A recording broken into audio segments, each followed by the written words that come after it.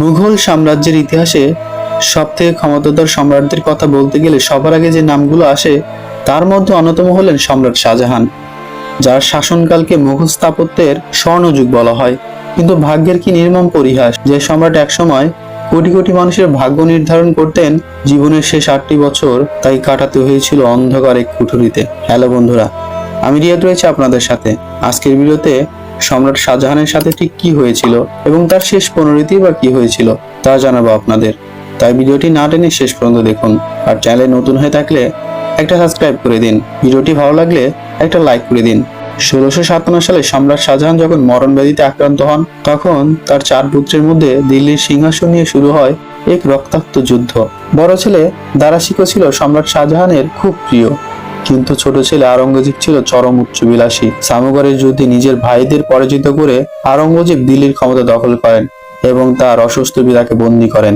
আওরঙ্গজেব তার পিতাকে আগ্রার কেল্লায় বন্দী করে রাখেন। এই বন্দী জীবন ছিল সম্রাটের কাছে খুবই অপমানের। কথিত আছে, সম্রাট শাহজাহানকে তার প্রিয় খাবার তো দূরের কথা, পর্যাপ্ত পানি পর্যন্ত দেওয়া হতো না।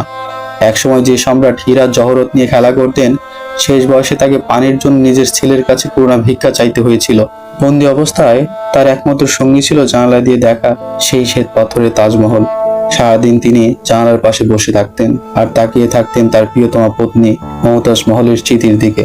চোখের জলে ভেসে যেত তার শেষ দিনগুলো। 1666 সালের 22শে জানুয়ারি বন্দী থাকা অবস্থাতেই এই মহান সম্রাটের জীবন প্রদীপ নিভে যায়। মৃত্যু হয় তার। মৃত্যুর সময় তার পাশে কোনো রাজকীয় সৈন্য বা অমাত্য ছিল না, ছিল কেবল তার প্রিয় কন্যা জাহানারা। মৃত্যুর পরেও তাকে প্রাপ্য সম্মান দেওয়া হয়নি। কোনো জাঁকজমক ছাড়াই সাধারণ মৃত্যুরা তার কফিন বহন করে তাজমহলে নিয়ে যায়। সেখানেই তার প্রিয়তমা মমতাজ মহলের কবরের পাশে তাকে চিরনিদ্রায় শায়িত করা হয়। এভাবেই শেষ হয় মুঘল সাম্রাজ্যের সব থেকে বিলাসী শিল্পবান এক সম্রাটের করুণ ইতিহাস। তো বন্ধুরা, আপনাদের সম্রাট শাহজাহানকে কেমন লাগে আমাকে কমেন্ট করে জানাতে পারেন। দেখা হচ্ছে পরের কোনো ভিডিওতে। সে পর্যন্ত ভালো থাকুন, সুস্থ থাকুন। আল্লাহ হাফেজ।